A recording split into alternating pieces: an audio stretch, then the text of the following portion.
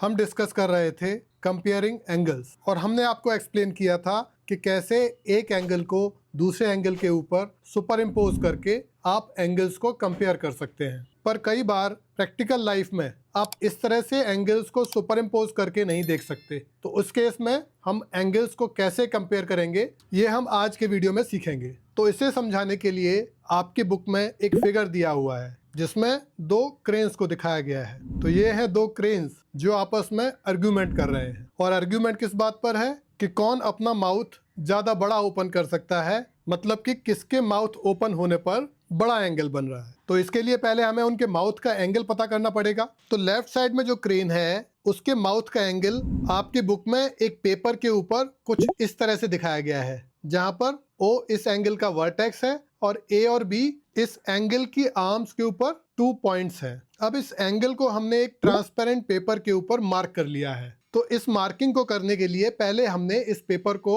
उस पिक्चर के ऊपर सुपर इम्पोज करके फिर उस पर वो पॉइंट मार्क किए थे। इसके बाद हम इसी पेपर को जो राइट साइड वाला क्रेन है उसके माउथ में बनने वाले एंगल के ऊपर जब सुपर इम्पोज करेंगे तो हम क्लियरली देख सकते हैं कि पिक्चर में जो लेफ्ट हैंड साइड में क्रेन है उसके माउथ में बनने वाला एंगल राइट हैंड साइड में जो क्रेन है उसके माउथ में बनने वाले एंगल से बड़ा है। तो इसको हम आपको और क्लैरिटी से समझाते हैं। मान लीजिए कि ये लेफ्ट हैंड साइड वाले क्रेन की पिक्चर है और ये है एक ट्रांसपेरेंट सर्कुलर पेपर। अब हम इसको इस इमेज के ऊपर सुपर इम्पोज करेंगे कुछ इस तरह से। फिर हम जहां पर क्रेन का माउथ का जॉइंट है उस पॉइंट को वर्टेक्स मार्क कर लेंगे और इस तरह से माउथ की ओपनिंग पर 2 पॉइंट्स मार्क कर लेंगे, A और B, और OB और OA हो जाएंगी इस एंगल की आर्म्स। तो आप इसको अपने बुक में दिए हुए फिगर से कंपेयर करके देखिए, ये एग्जैक्टली सिमिलर है जैसे कि बुक में आपको मार्किंग दिखाई है। अब इस ट्रांसपेरेंट पेपर को हम पिक्चर से अलग हटा लेंगे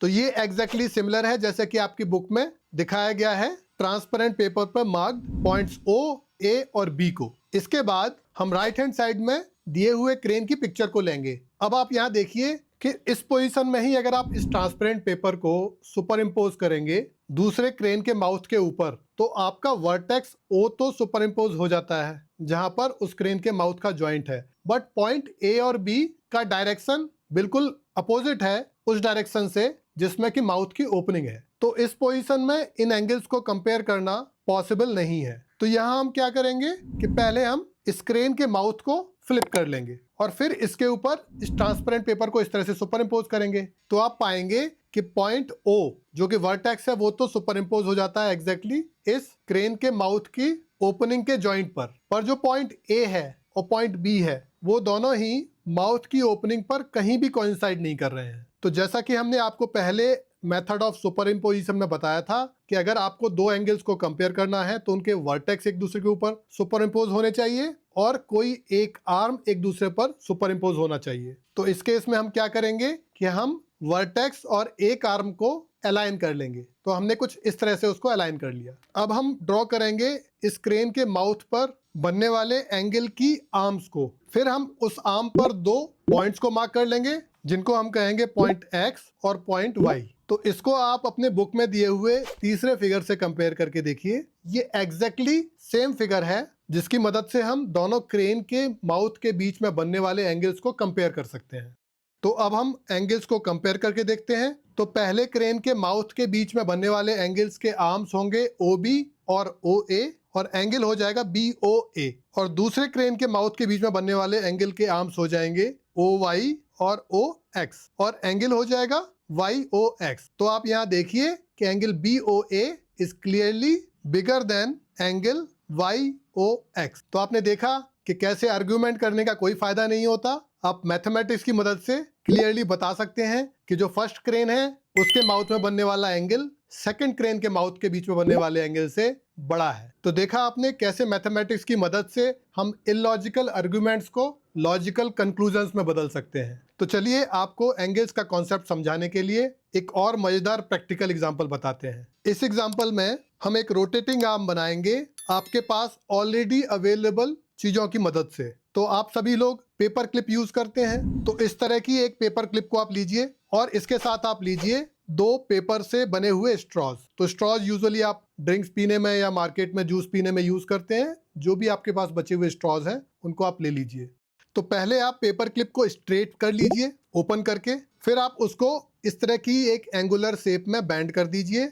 उसके बाद आप स्ट्रॉस को इस तरह रखिए और इस बैंड की हुई पेपर क्लिप के अंदर इस तरह से इंसर्ट कर दीजिए। तो ये बन जाएगी आपकी रोटेटिंग आर्म। तो इसको आप एक एंगल मान सकते हैं, जहां पर पेपर क्लिप की बैंड की लोकेशन हो जाएगी इस एंगल की वर्टेक्स, और जो दोनों स्ट्रॉज हैं वो हो जाएंगी इस एंगल की आर्म्स। अब ध्यान दीजिए आपकी बुक में बनी हुई इस पिक्चर पर, जिसमें 4 डिफरेंट एंगल्स में बैंड की हुई रोटेटिंग आर्म्स दी हुई हैं, और उसके नीचे एक कार्डबोर्ड दिया गया है जिसमें कि एक कटआउट है स्लिट की फॉर्म में। इस कटआउट को बनाने के लिए आप इन 4 में से कोई एक रोटेटिंग आर्म को किसी भी कार्डबोर्ड पर रखकर ट्रेस कर सकते हैं, और उसके बाद उस ट्रेसिंग वाली शेप के ऊपर एक कैंची या सीजर की मदद से कटआउट बना सकते हैं। अब हम एक प्रैक्टिकल करके देखेंगे। ये दी हुई है 4 डिफरेंट आर्म्स, और ये दिया हुआ है हमें कार्डबोर्ड पर बना हुआ स्लिट। अब हम एक एक करके इन आर्म्स को इस स्लिट में से पास करने की कोशिश करेंगे। तो पहली आर्म को हमने रखा।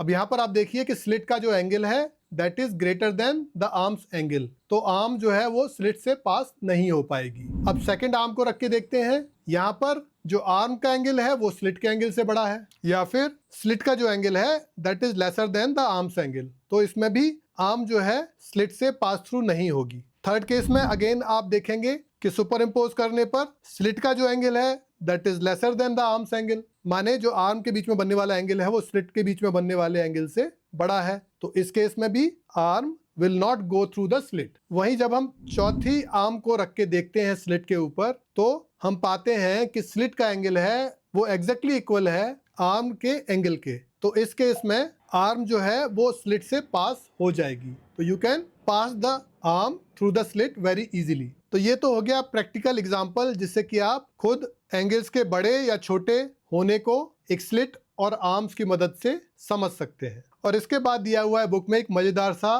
कार्टून, जिसमें जो बॉय है एक गर्ल को चैलेंज कर रहा है और कह रहा है रिड्यूस करने के लिए एक रोटेटिंग आर्म के एंगल को। तो इस रोटेटिंग आर्म में एंगल जो बनेगा वो है ये एंगल। अब आप देखिए गर्ल क्या करती है कि वो एक कैंची की मदद से इस रोटेटिंग आर्म को कट कर देती है। तो आप गैस करिए क्या गर्ल सही है? तो इसको हम पिछले एंगल से कंपेयर करके देखते हैं। तो हमने इस एंगल को सुपर इम्पोज किया इस कटआउट वाले पोर्शन पर। तो आप यहाँ ऑब्जर्व करिए कि angle has not changed. Angle अभी भी उतना ही बड़ा एंगल है जितना कि वो कट करने से पहले था। And the boy also laughingly says the angle is still the same.